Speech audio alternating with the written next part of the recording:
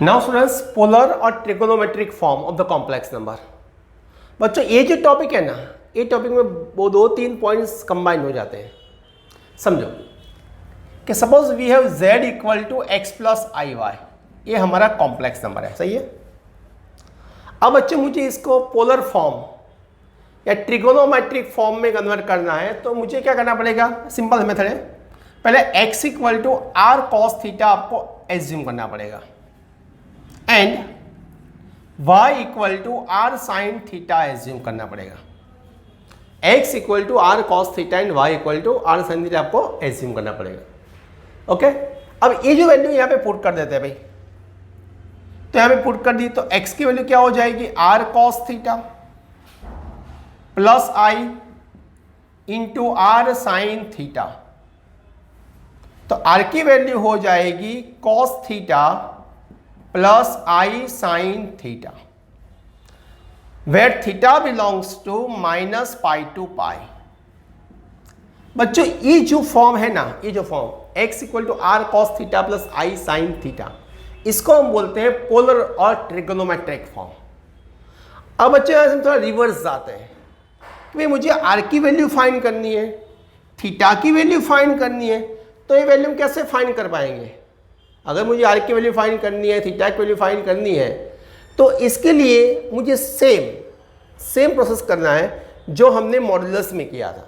यहाँ में नया कुछ नहीं है। देखो, फर्स्ट हम r फाइंड करते हैं।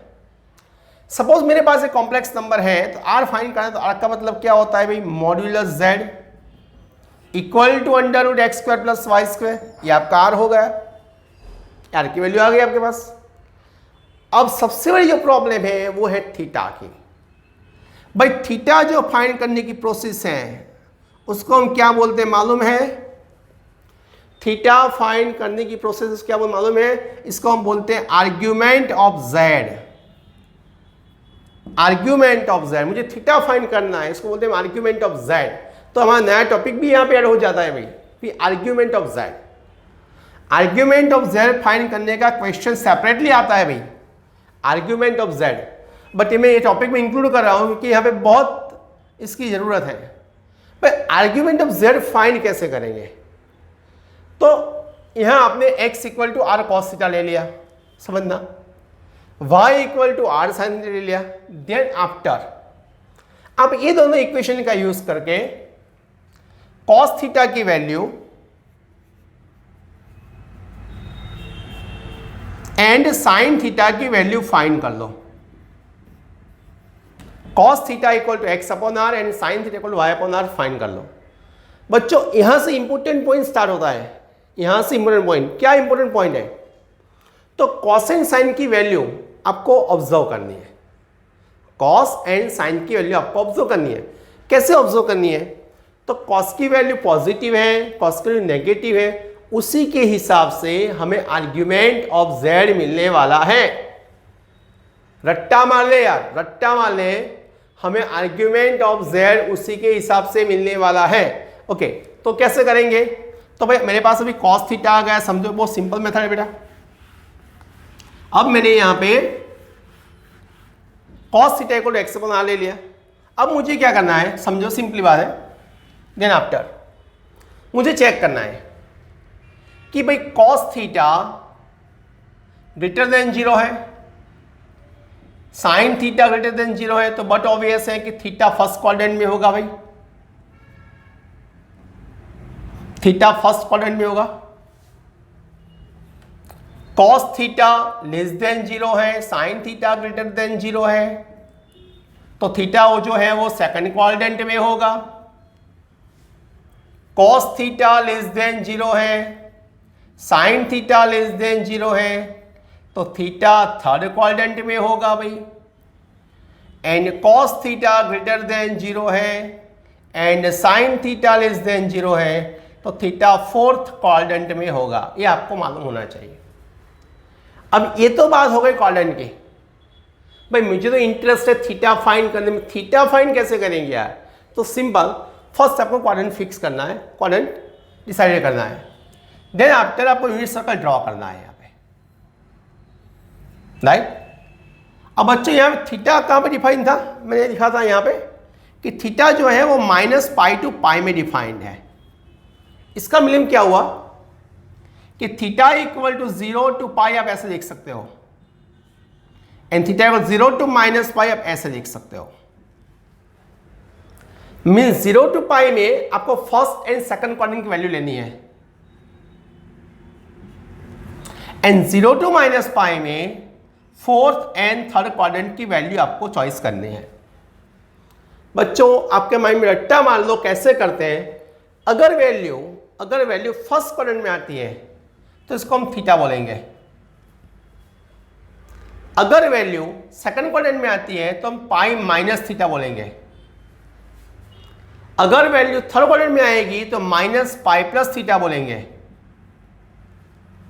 अगर थीटा की वैल्यू फोर्थ क्वाड्रेंट में है तो माइनस थीटा बोलेंगे, राइट। तो बच्चों ये मैंने तो ड्रॉ कर लिया। तो बहुत सारे बच्चों को यहाँ पे थोड़ा बाउंसर जाएगा कि ये सही है, ये समझ में तो आ गया, कोई प्रॉब्लम नहीं है। बट प्रॉब्लम ये है कि हमें थीटा कैसे डिसाइडेड करना है। तो अभी मैं एक क्वेश्चन लेके आपको बता रहा हूँ कि हमको थीटा कैसे डिसाइडेड करना है, पोलर फॉर्म कैसे फाइंड करना है। एक ही क्वेश्चन में सब बातें आ जाएगी। तो बच्चों यहाँ पे मैंने क्वेश्चन लिया है, जो मैंने आगे थियरी आपको पढ़ाई है उसका कंसेप्ट यहाँ पे आपको एकदम क्लियर हो जाएगा, कोई डाउट नहीं बचेगा इसके लिए आपको। चलो, तो फर्स्ट ऑफ ऑल आपको करना क्या है बेटा, तो फर्स्ट ऑफ ऑल करना है आपको कंपैरिजन करना है। किसके साथ, तो कंपैरिजन करना है मुझे z equal to x plus i y के साथ कंपेयर करना है। अब बच्चों मैंने कंपेयर तो कर लिया, चलो अब x का वैल्यू मेरे पास आ जाएगा -3√2 एंड y का वैल्यू आ जाएगा 3√2, राइट। ये हमारा फर्स्ट स्टेप। नाउ हमारा सेकंड स्टेप क्या है, मॉड्यूलस z फाइंड करना। तो मॉड्यूलस z फाइंड कर दो यार। तो modulus z equal to r equal to √x² plus y²। 3 का स्क्वायर 9, 9 4 जा 36, सही है। सॉरी 3 4 जा 3 स्क्वायर 9, 9 2 जा 18, सॉरी, ओके। सेम थिंग यहां पर भी 18 ही आ जाएगा भाई। तो ये आपका आ जाएगा 36, राइट। तो 36 का स्क्वायर रूट मीन्स 6, राइट। तो आपका आंसर आ गया r इक्वल टू 6। बच्चों यहां तो एक स्टेज मेरा क्लियर हो गया। अब दूसरे स्टेज में क्या करना है, तो दूसरे स्टेज में समझना, ये दूसरा स्टेज है मेरा भाई। मैं x equal to r cos theta ले रहा हूं and y equal to r sin theta ले रहा हूं। x equal to r cos theta and y equal to r sin theta. x का वैल्यू यहां पे दिया -3/√2 बाई 6, r का वैल्यू 6 था तो नीचे चला गया, equal to cos theta, y का value 3/√2 by 6 equal to sin theta. तो 3 2 जा, so -1/√2 equal to cos theta and 1/√2 equal to sin theta. बच्चों यहां मैंने cos एंड sin की वैल्यू फाइंड कर ली, मेरा दूसरा स्टेज क्लियर हो गया। अब मेरा थिंकिंग करने का तीसरा स्टेज क्या है, तो भाई a वैल्यू क्या है, लेस देन 0, a वैल्यू क्या है, ग्रेटर देन 0। अब भाई cos नेगेटिव sin पॉजिटिव, तो कौन सा क्वाड्रेंट होने वाला है, तो बट ओबियस है कि cos negative and sin positive, तो मेरे ख्याल से ये होने वाला है सेकंड क्वाड्रेंट, राइट। ये सेकंड क्वाड्रेंट, मैं आपके लिए कुछ बोल रहा हूं, मेरे ख्याल से मुझे तो मालूम है सेकंड क्वाड्रेंट, राइट। तो सेकंड क्वाड्रेंट होने वाला है। अब बच्चों सेकंड क्वाड्रेंट में अब देखो यार, मुझे एंगल कौन सा चॉइस करना पड़ेगा, तो आपको यहां से सोचना पड़ेगा भाई साइन या कॉस कोई भी वैल्यू के लिए 1/√2, जो 1/√2 आता है वो 1/√2 किस वैल्यू के लिए आता है, तो हर बच्चा जानता है कि 1/√2 साइन और कॉस में π/4 के लिए आता है, यस और नो। तो यहाँ पे ये श्योर हो गया कि भाई आर्ग्यूमेंट ऑफ z जो होता है मीन्स थीटा, वो वैल्यू हो गया π/4, खत्म। तो हमारा एक क्वेश्चन सॉल्व हो गया यहाँ पे कि argument of z equal to π/4 हो गया। बट ये तो हमने लिख दिया, मार्क आ गए 0। क्यों भाई?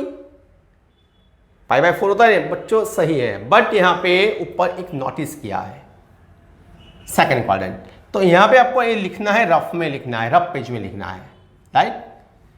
ये रफ पेज में लिखना है कि थीटा की वैल्यू π/4 है। मुझे तो आर्ग्यूमेंट ऑफ z फाइंड करना है, जो सेकंड क्वाड्रेंट में है वो उसका वैल्यू।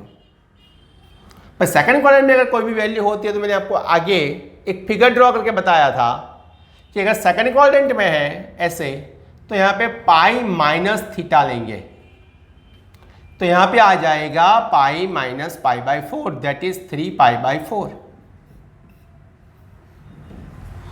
तो argument of z theta is equal to 3π/4 आ गया।